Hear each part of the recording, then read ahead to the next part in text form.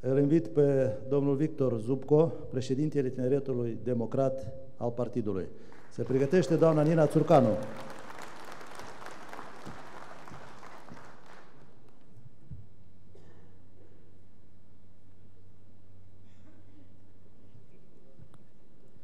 Domnilor președinți, stimați domni, stimați doamne, distinși oaspeți, camarazi, dați-mi voie să vă salut din numele Tineretului Democrat, organizația de tineret a Partidului Democrat din Moldova.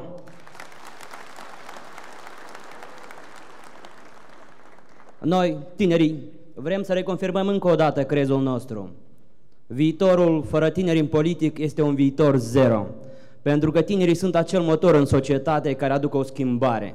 Pentru că tinerii sunt acel motor în societate care aducă un progres. Și de aceea, dragii mei, noi trebuie să știm că angajamentul nostru față de partid și față de țară este unul mare. Dintotdeauna am vorbit că Republica Moldova și în special tinerii au nevoie de două componente pentru viitor: bunăstare și influență.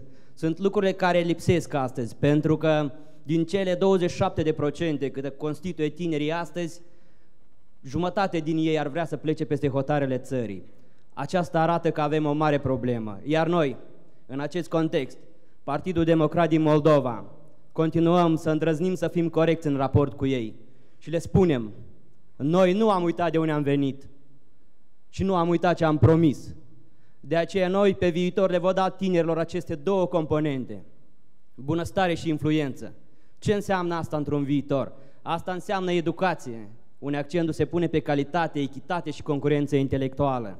Asta înseamnă locuri de muncă care sunt decente pentru tânăra generație, locuri de muncă care sunt accesibile pentru tânăra generație.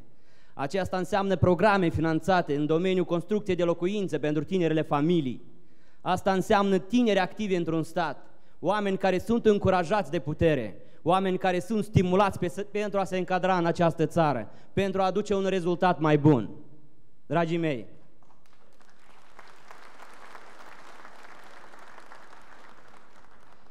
o democrație se construiește greu, dar este la fel de adevărat că o democrație nu funcționează în țările sărace. De aceea noi, tinerii, avem de muncit mult, atât în partid cât și pentru țară, pentru că Partidul Democrat trebuie să le dea un mesaj tinerilor și le dă.